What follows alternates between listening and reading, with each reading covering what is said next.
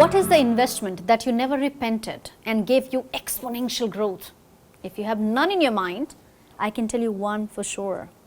Invest in your communication skills. Well, you can never over-invest in it. I don't just say it, I have so many living examples for it. I live by it. How about example of Indra Nooyi? Young girls having dream in her eyes, goes to Yale University to study and really advance her life.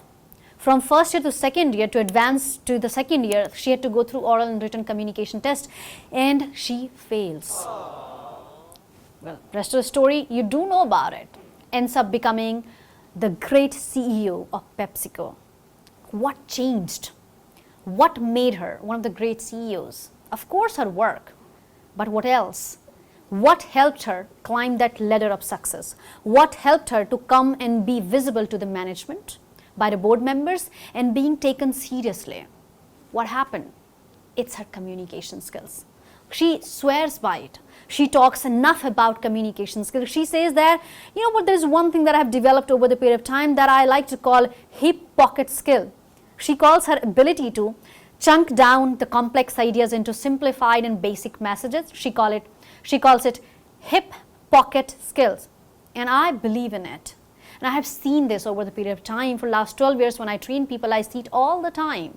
People being at very good position and way too scared to take a step further in the hierarchy to reach to directorate level, or the level where they have to speak, they have to talk, they have to make sense with the ideas.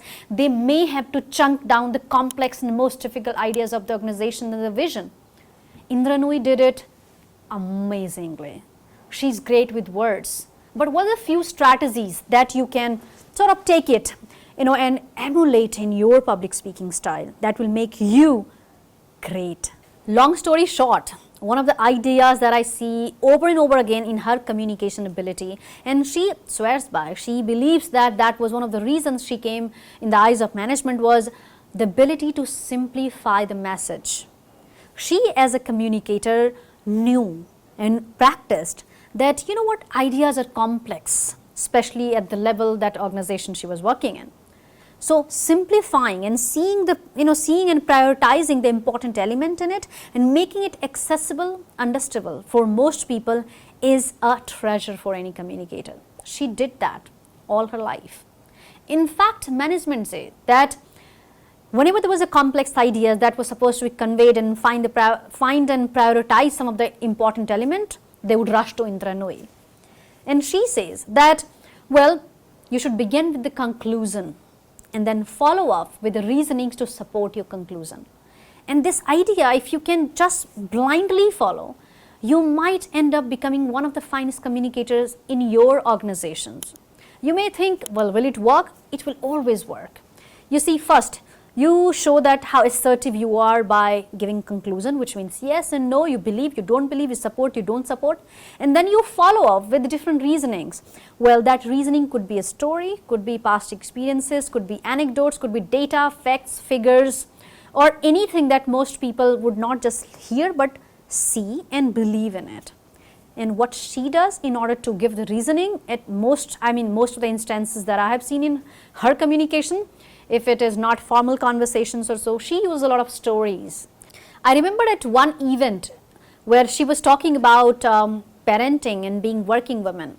She did not just say that, well, I was a good parent, or I had great struggle, or like everybody else, working women have more on her plate, etc., etc. She didn't make it complex. She rather went to her daughter's childhood, and she talked about one of the instances in her school. When my daughter went to Catholic school, Convent of Sacred Heart, and every Wednesday morning they have class coffee with mothers. Class coffee with mothers for a working woman, how is it going to work? How am I going to take off 9 o'clock on Wednesday mornings to go for a class coffee? So I miss most class coffees. My daughter would come home and she'll say, list of all the mothers that were there and you were not their mom.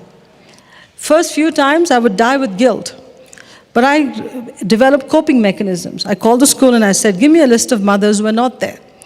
So when she came home in the evening, she'd say, you were not there, you were not there. I said, Mrs. Rag wasn't there, Mrs. So-and-so wasn't there. So I'm not the only bad mother.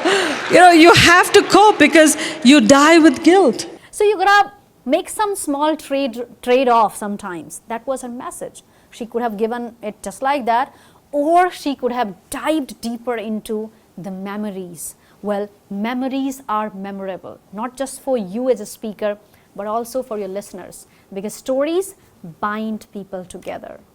And she has done that all her life. Well, if you can anything take away from this video, that's emulate her habit, simplify the message, and go back in your hindsight in the past and bring small anecdotes. I'm sure you're gonna be a way better speaker than you were before watching this video.